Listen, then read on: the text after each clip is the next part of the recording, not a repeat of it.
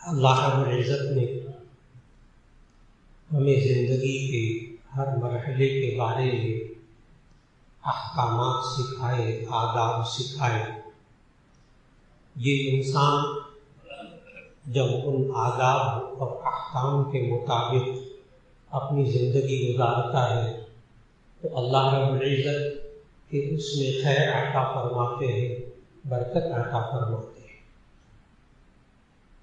اور جب انسان اللہ کے انہی حکموں کو پامال کرتا ہے یا پس پش ڈال دیتا ہے یا اس سے منہ پھیر لیتا ہے تو ایسی صورت میں وہی سب کچھ ہوتا ہے، وہی نعمتیں ہوتی ہیں، وہی انسان ہوتے ہیں، لیکن اللہ بیچ میں سے خیر و برکت اٹھا لیتا ہے۔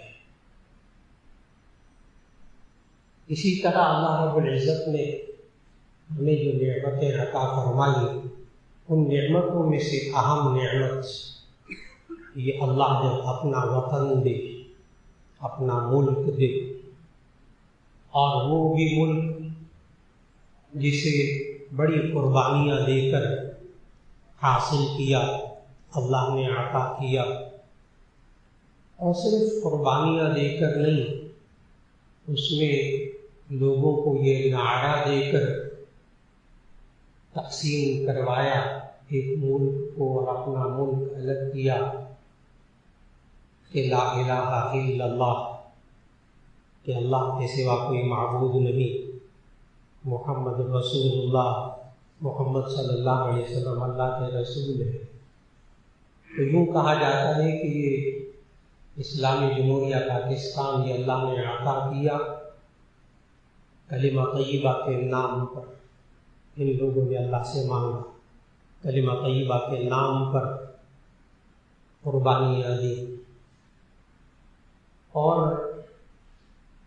اس وقت دلیل یہ دیتے تھے کہ کیا ضرورت ہے ایک ملک کو تقسیم کرنے کی دو حصوں میں، تو اس کی وجہ یہ بتائی جاتی تھی کہ اس کی وجہ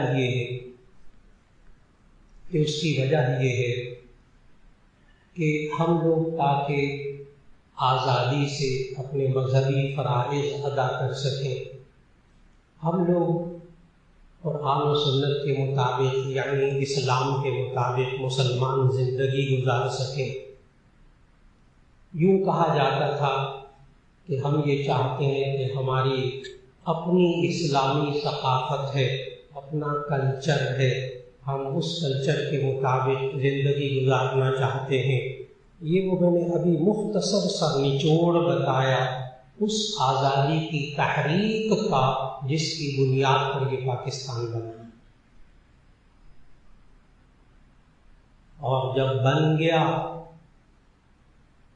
تو آدمی وہی لوگ تو نہیں، قربانی دینے والے کیسے اپنے کیے سے پھر سکتے ہیں، جن کی ماؤں نے قربانیاں دیں، جن کے بیٹوں نے قربانیاں دیں، جن کی ماؤں نے، بیویوں نے، بیٹیوں نے اپنی عزتیں ان کے حوالے کی اور اس طرح ان کی عزتیں پامال ہوئیں، تو وہ لوگ تو نہیں پھر سکتے تھے اپنی بات سے۔ لیکن اس کے بعد کی جو نسل آتی ہے وہ کہتی ہے یہ پاکستان اسلام کے نام پر تو نہیں بنا، یہ دین کے نام پر تو نہیں بنا، یہ تو ملک حاصل کیا تھا آزادی کے لیے، تاکہ ہمیں اظہار رائے کی بھی آزادی ہو، ہمیں فلاں بھی آزادی ہو، ہمیں فلاں بھی آزادی ہو، ہمیں کوئی پوچھنے والا نہ ہو، ہمارا جسم ہماری مرضی وہ اس ملک میں ہم نافذ کریں گے، ہمارا جسم ہماری مرضی، ہم چاہے اپنے آپ کو لڑکا قرار دیں چاہے لڑکی قرار دیں، ہم چاہے لباس پہنیں چاہے نہ پہنیں، چاہے ہم شادی کریں یا نہ کریں۔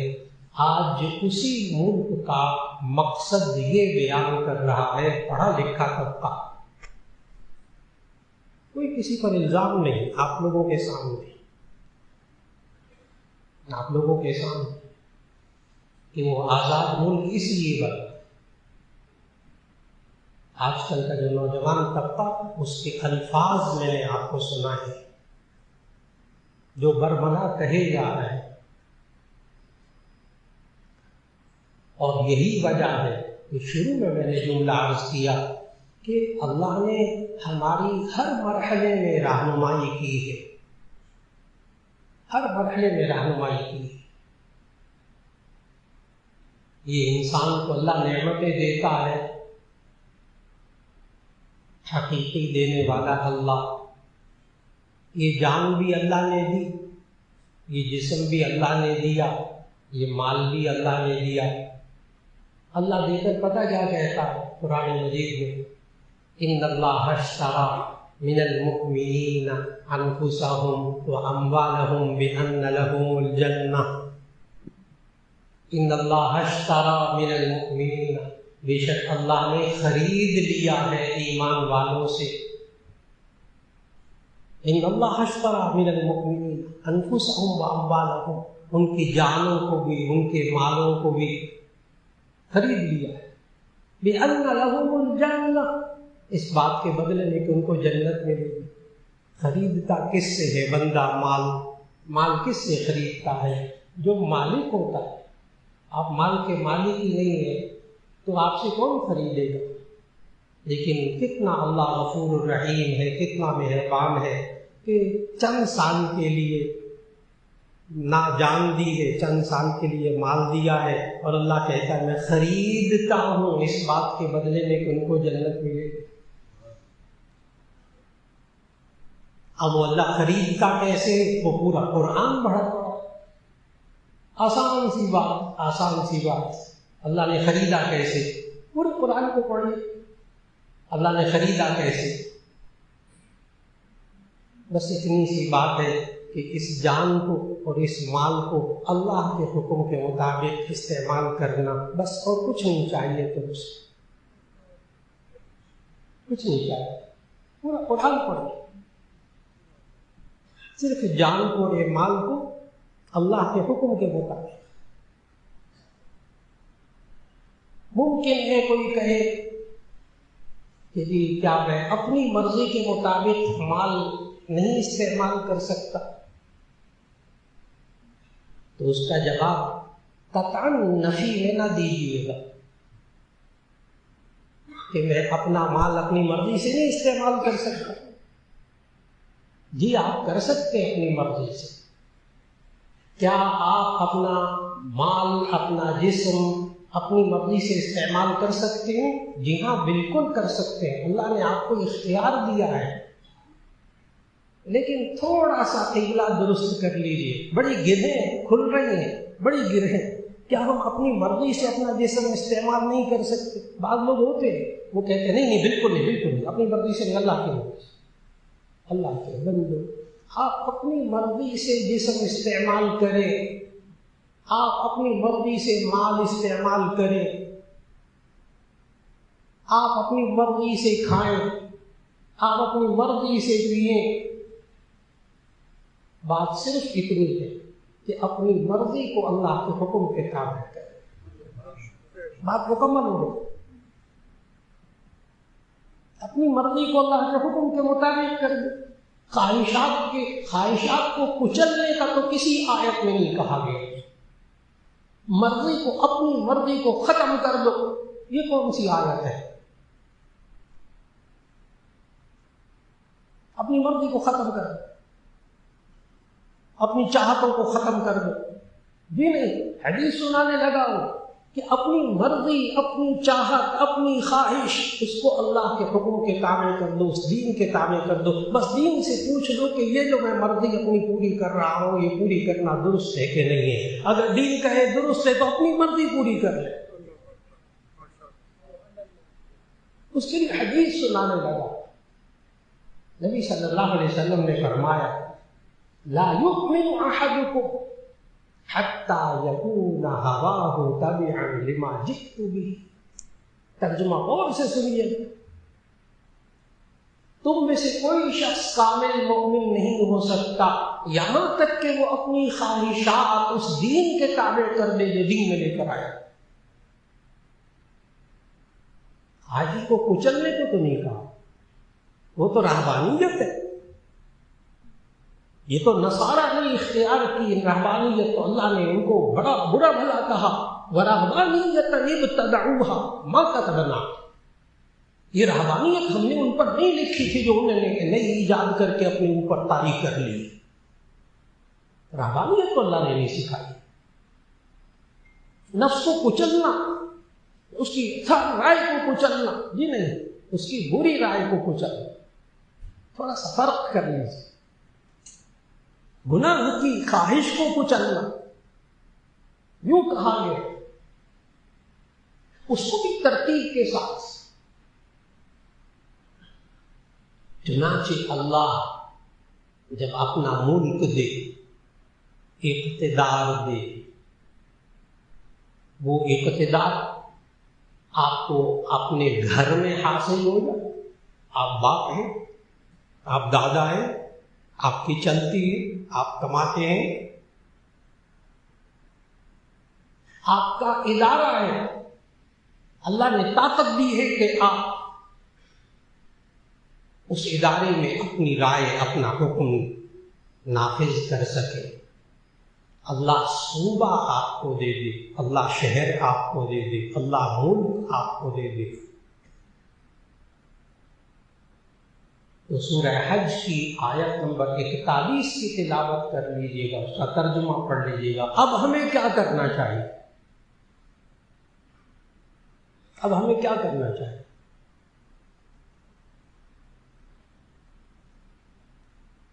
اللہ تعالیٰ نے سورہ حج کی آیت 41 میں فرمایا، بتایا ہمیں کہ اللہ اقتدار دے، اللہ ملک دے، اللہ کہیں آپ کو حاکمیت دے دے، تو سب سے پہلے ذہن میں یہ رکھنا. آیت نمبر 41 سورہ حج کی تلاوت کیجیے گا، ترجمہ پڑھیے گا. الذین ان مکناہم فی الارض، وہ لوگ کہ جب ہم ان کو زمین میں مکان دے، جگہ دے، اقتدار دے. سبھی ترجمے کیے ہمارے اکابر نے. مکناہم، جب ہم ان کو مکان دے، اقتدار دے، ملک دے، تو انہیں کیا کرنا چاہیے؟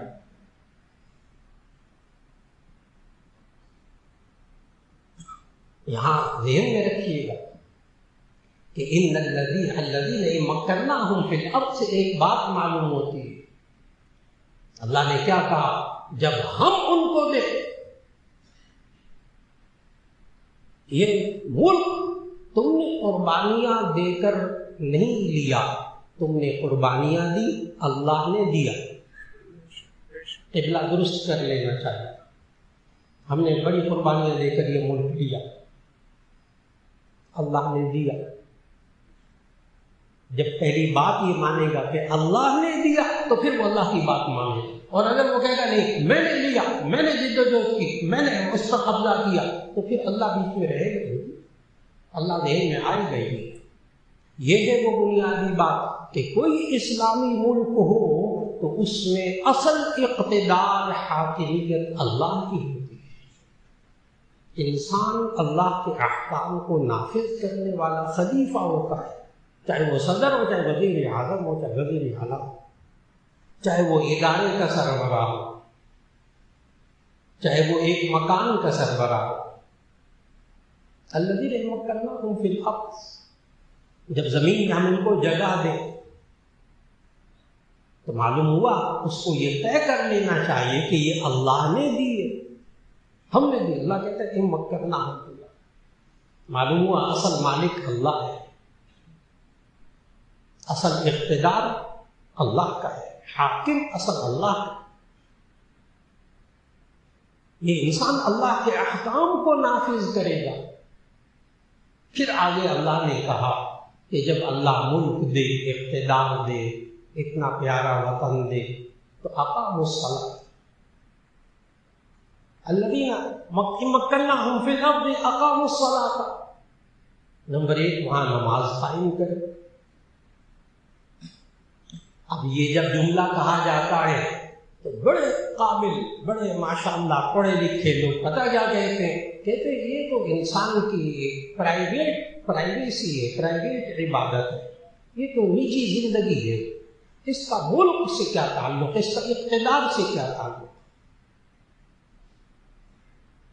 یہ تو ہر شخص کی پرائیویٹ زندگی ہے۔ اور اللہ کیا کہہ رہا ہے؟ اگر وہ لوگ کہ جن کو اللہ زمین میں ملک دے، وطن دے، تو وہ پہلا کام کیا کرے؟ اقاموا الصلاۃ، وہ نماز قائم کرے۔ یہ اسٹیٹ کی ذمہ داری۔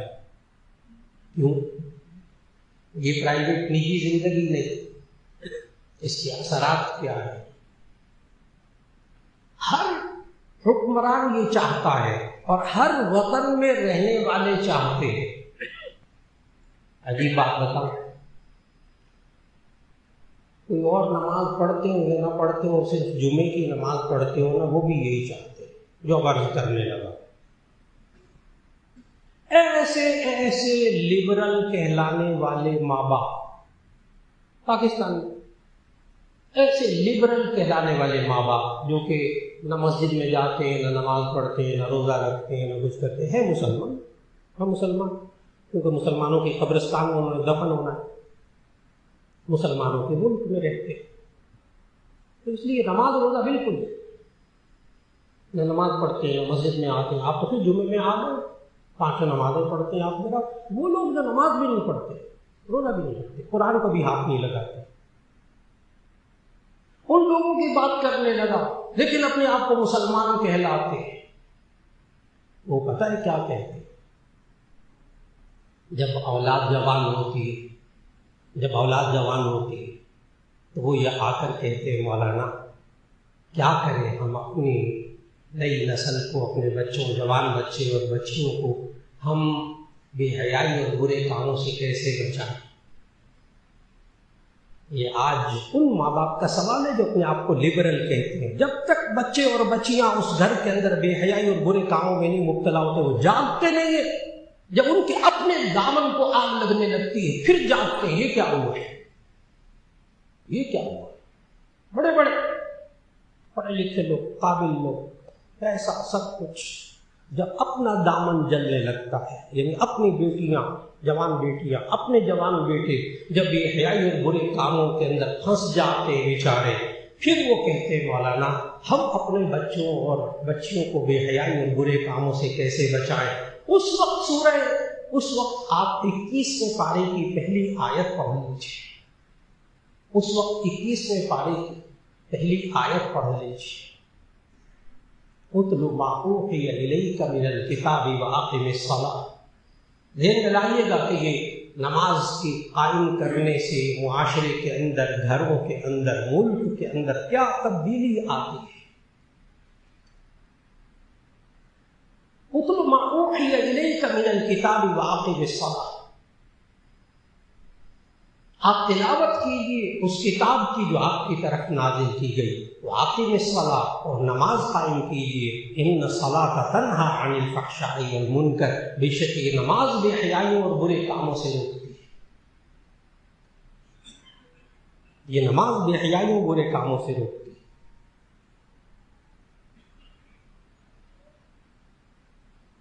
کیوں اسٹیٹ، ایک ملک، ایک حاکم کیوں نماز کا نظام نافذ کرے؟ اس لیے کہ ہر ایک چاہتا ہے، میں نے بتایا، ہر حاکم چاہتا ہے، ہر باپ چاہتا ہے، ہر ادارے کا سربراہ چاہتا ہے کہ میرے ادارے کے اندر سے بے حیائی اور برے کام ختم ہو جائے۔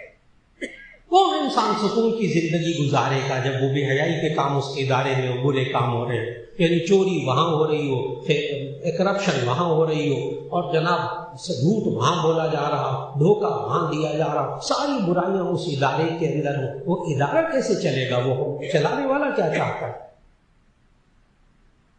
اور حقیقت یہ ہے کہ آج بھی الحمدللہ اس اسلامی جمہوریہ پاکستان کے اندر مجھے بعض فیکٹریوں میں جانا ہوتا ہے، بعض بڑے اداروں میں جانا ہوتا ہے۔ اس وقت ایک فیکٹری کے اندر 700 800 3,000 ملازم ہے، اور وہاں فیکٹری کے مالکان نے پابندی لگائی ہوئی ہے کہ یہاں وہ بندہ کام کرے گا جو نماز پڑھے گا 5 وقت، صرف ظہر کی نماز جماعت کے ساتھ نہیں۔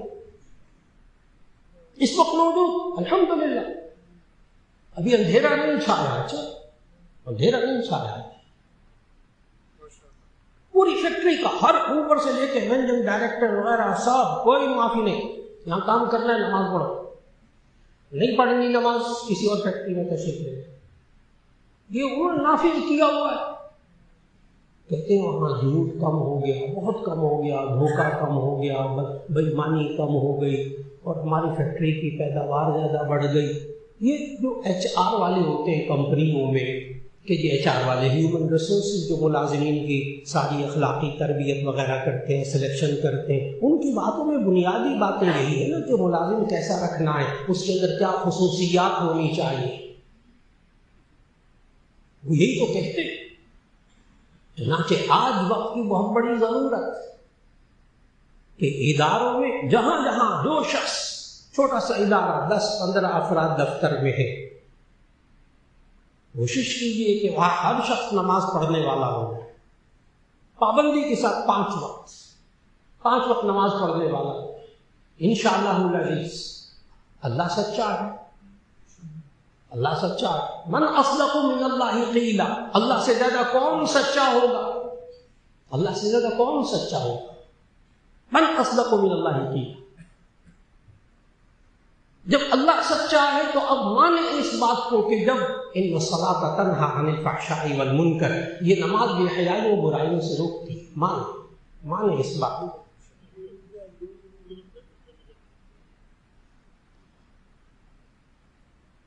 اس بات کو ماننا پڑے گا۔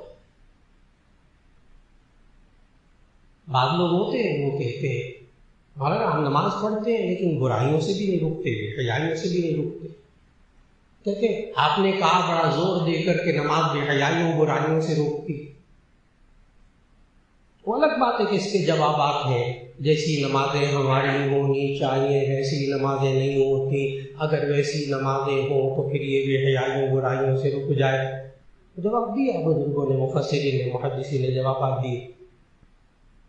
تو جن صاحب نے کہا نا مجھے کہ جی نماز مجھے تو نہیں روکتی بے حیائیوں برائیوں سے، یعنی مطلب یہ میں نماز نہیں پڑھتا ہوں، اس سے مجھے برے کام بے حیائی کے کام بھی ہو جاتے ہیں، تو میں ایک دم کانپ گیا اس کے سوال کرنے سے۔ اس لیے کانپا، اس لیے ڈر گیا کہ وہ کہتا ہے نماز مجھے نہیں روکتی بے حیائیوں برائیوں سے، اور اللہ قرآن میں کہتا ہے کہ نماز بے حیائیوں برائیوں سے روکتی ہے، اور من اصدق من اللہ قیلا، اللہ سے زیادہ کون سچا ہو سکتا ہے، اور یہ کہتا ہے مجھے نماز برائیوں سے نہیں روکتی۔ کانپنے کی، ڈرنے کی وجہ سمجھ میں آئی کہ اللہ کہتا ہے روکتی، یہ کہتا ہے نہیں روکتی مجھے۔ فوراً ان صاحب سے پوچھا آپ نے آج جمعے کی نماز، ابھی میں جمعے کے بعد سوال کیا، میں نے کہا آپ نے آج جمعے کی نماز پڑھی ہے یہاں؟ کہنے کہ جی آپ کے پیچھے جمعے کی نماز پڑھی ہے۔ میں نے کہا بہت اچھا، پھر جمعے کی نماز میرے پیچھے پڑھتے ہوئے آج یہاں جمعے کی نماز، کہتے میں نے آپ پڑھی آج آپ کے پیچھے۔ میں نے کہا اچھا، تو جمعے کی نماز پڑھنے کے دوران آپ نے کون سے بے حیائی اور برے کام کیے؟ میں نے کہا توبہ وہی میں جمعہ پڑھتے ہوئے کوئی برائی بے حیائی کا کام نہیں کیا۔ میں نے کہا اتنی دیر تو نماز نے روک لیا نا، مان لو اتنی دیر تو روکا۔ اور اصل میں یہ میرا جواب نہیں تھا، یہ علامہ جلال الدین سیوطی نے جلالین میں یہ جواب لکھا ہے، جہاں وہی 21ویں پارے کی پہلی آیت اتل ما اوحی الیک من الکتاب واقم الصلاۃ ان الصلاۃ تنہی عن الفحشاء والمنکر۔ تو آگے صاحب جلالین لکھتے ہیں ای فی حالت الصلاۃ، یہ نماز بے حیائیوں برائیوں سے روکتی ہے، ای فی حالت الصلاۃ یعنی نماز کی حالت میں، جتنی دیر یہ نماز پڑھتا ہے اتنی دیر تو بے حیائیوں برائیوں سے روکتا ہے، لیکن یاد رکھ لیجیے گا یہ تو یقینی ہے کہ نماز بے حیائیوں برائیوں سے روکتی ہے۔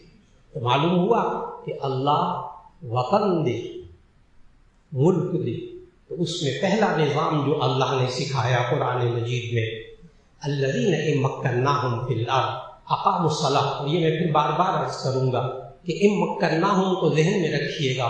اگر اللہ ان مکناہم فی الارض، وہ لوگ کہ جن کو اللہ زمین میں مکان دے، جگہ دے، اقتدار دے، آپ اگر کسی دفتر کے سربراہ ہیں، کسی ادارے کے سربراہ ہیں، تو آپ بھی اس آیت پر عمل کریں گے تو اس ادارے کے اندر سے اللہ بے حیائی اور برائی کے کاموں کو ختم کرے گا۔ نظام نافذ کر کے دیکھیں۔ نمبر 1 اقام الصلاۃ، نمبر 2 آتوا الزکاۃ، وہ زکوٰۃ ادا کرے، زکوٰۃ کا نظام نافذ کرے۔ آج اسلامی جمہوریہ پاکستان کے اندر زکوٰۃ وصول کرنے کا نظام بہت عمدہ، جو باتیں اچھی ان کا بھی ذکر، زکوٰۃ کا پورا نظام۔ یکم رمضان کو ایک مقدار طے ہو جاتی ہے، پھر اس کے بعد یکم رمضان کو زکوٰۃ کاٹ دی جاتی ہے۔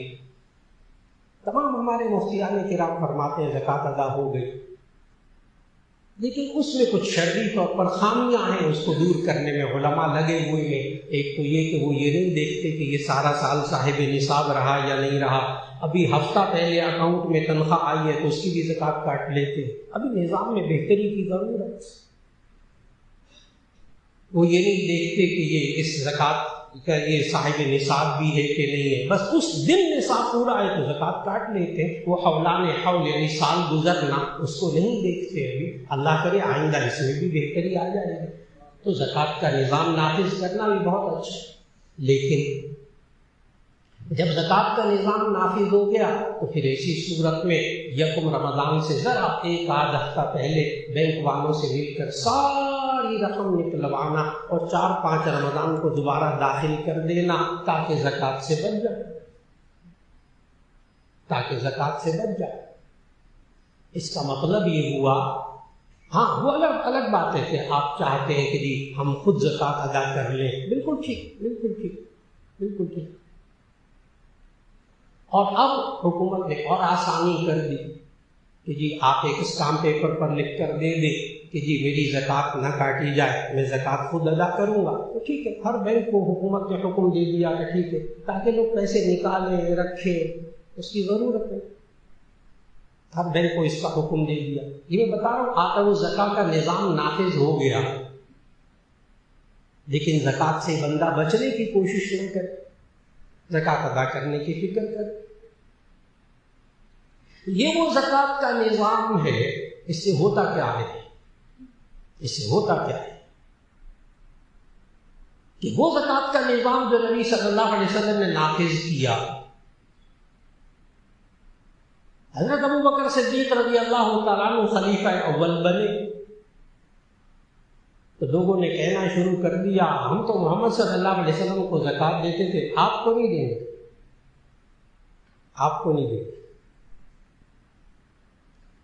حضرت ابو بکر صدیق رضی اللہ تعالیٰ عنہ نے فرمایا، مشہور ہے ان کا فرمان، ان کا اعلان، جو شخص اونٹ باندھنے کی ایک رسی بھی زکوٰۃ میں سے نہیں ادا کرے گا، میں اس کے خلاف اعلان جنگ کرتا۔ اب منکرین زکوٰۃ کے خلاف جنگ کی انہوں نے، سوچے وہ لوگ بیٹھ کر جو کہتے ہیں کہ یہ نماز پڑھنا، زکوٰۃ دینا، یہ زکوٰۃ دینا بھی تو انفرادی عمل ہے، یہ اسٹیٹ میں کیوں لے کر آتے؟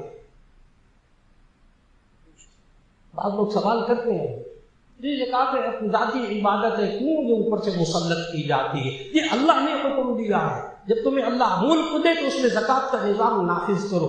ہوتا کیا ہے یہ زکوٰۃ کا نظام نافذ کرنے سے کہ نبی صلی اللہ علیہ وسلم نے زکوٰۃ کا نظام نافذ کیا، حضرت ابو بکر رضی اللہ تعالیٰ عنہ نے منکرین زکوٰۃ کے خلاف جہاد کیا اور پھر زکوٰۃ لے کر چھوڑی۔ حضرت ابو بکر صدیق رضی اللہ تعالیٰ عنہ کی دور کی محنت، نبی صلی اللہ علیہ وسلم کے دور کی محنت، اب آتے ہیں حضرت عمر رضی اللہ تعالیٰ عنہ اور دور فاروقی آتا ہے اور کئی لاکھ مربع میل، 20 لاکھ مربع میل پہ حکومت کر رہے ہیں حضرت عمر فاروق رضی اللہ تعالیٰ عنہ، اور چند سال کے بعد اسلامی تاریخ گواہ ہے کہ حضرت عمر فاروق رضی اللہ تعالیٰ عنہ جس ملک کے اوپر حکمرانی کرتے تھے وہاں کوئی زکوٰۃ لینے والا کوئی نہیں رہا تھا۔ یہ جو میں نے کہا نا زکوٰۃ لینے والا کوئی نہیں رہا، یہ کسی کو بھی سمجھ میں نہیں آیا سوائے علماء کے، یہ ابھی سمجھ میں نہیں آیا، ابھی میں بات کو کھولنے لگا۔ کیونکہ ہمارے عوام کیا ہوتے ہیں؟ روٹی کپڑا مکان، بس غربت ختم ہو گئی. ہمارے یہاں یہ مشہور ہے، روٹی کپڑا مکان، غربت ختم ہو گئی.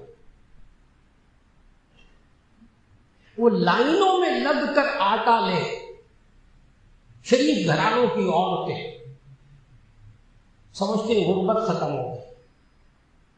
لائنوں میں لگ کر پیسے لے، لوگ سمجھتے ہیں غربت ختم ہو گئی. نہیں، دور فاروقی میں جو زکوٰۃ لینے والا کوئی نہیں رہا، اس کو تھوڑا سا سمجھیے گا، ذرا کھولنے لگا ہوں اس بات کو کہ زکوٰۃ لینے والا کوئی نہیں رہا، یعنی مستحق کوئی نہیں تھا زکوٰۃ کا. باہر ملکوں میں زکوٰۃ مسلمانوں میں بھیجنا پڑتی تھی، اس لیے کہ غور سے سنیے گا، جامع ترمذی کی حدیث کہ نبی صلی اللہ علیہ وسلم نے فرمایا کہ زکوٰۃ کا نصاب 200 درہم ہے. 200 درہم، 200 درہم میں ایک درہم ہوتا ہے 3 گرام 62 ملی گرام کا. 200 درہم بنتے ہیں 52.5 تولہ چاندی، گرام بنتے ہیں 612 گرام چاندی. بڑے غور سے سننا، میں دور فاروقی کو کھولنے لگا ہوں. 612 گرام چاندی جس کی قیمت آج کل ہے تقریباً 1,90,000 روپے. 1,90,000 روپے. رمضان میں گزشتہ 1,80,000 روپے تھے. یعنی جس بندے کے پاس 1,90,000 یعنی 2 لاکھ روپے کے قریب روپیہ سارا سال پڑا رہا ہو، وہ کہیں جا کر صاحب نصاب ہوتا ہے. یہ نہیں کہ وہاں مانگنے والے ختم ہو گئے تھے، سب کو روٹی 2 وقت مل گئی تھی، نہیں، ہر ایک کے پاس نصاب موجود تھا زکوٰۃ کا دور فاروقی میں، جس کی وجہ سے زکوٰۃ لینے والا کوئی نہیں رہا. روٹی کپڑا مکان صرف ہو سکتا ہے ایک کے پاس مکان بھی ہو، روٹی بھی ہو، کھانا بھی ہو، سواری بھی ہو، زکوٰۃ کا مستحق ہو کہ اس کے پاس زکوٰۃ کے نصاب کے برابر مال نہ. صرف غربت ختم نہیں کی تھی وہ.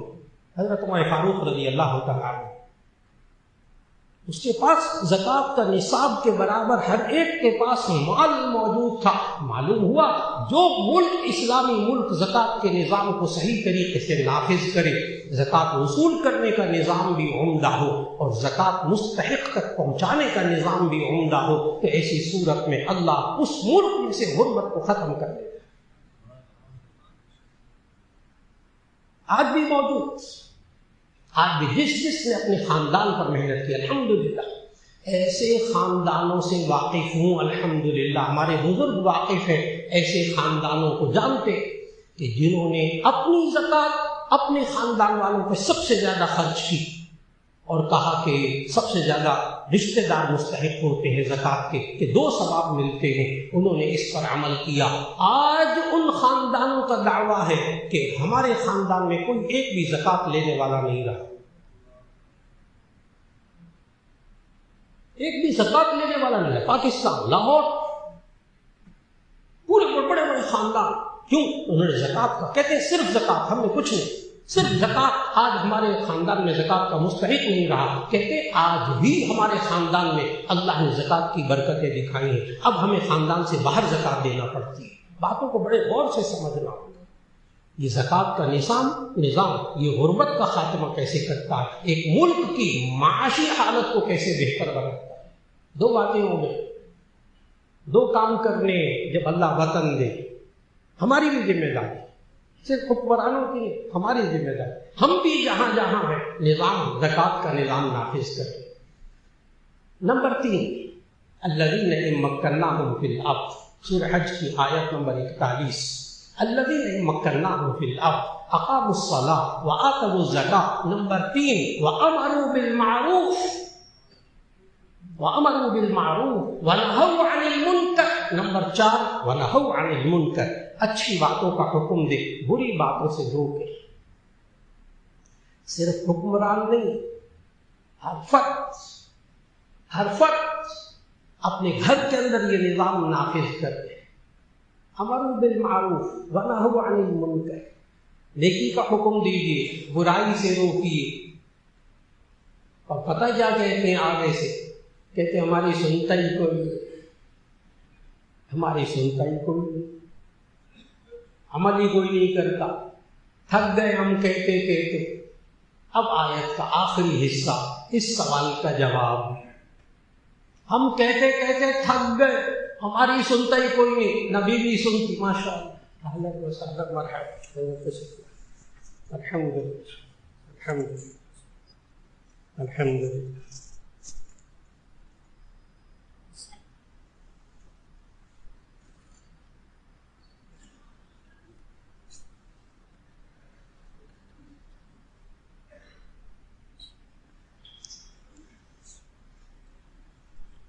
الحمدللہ۔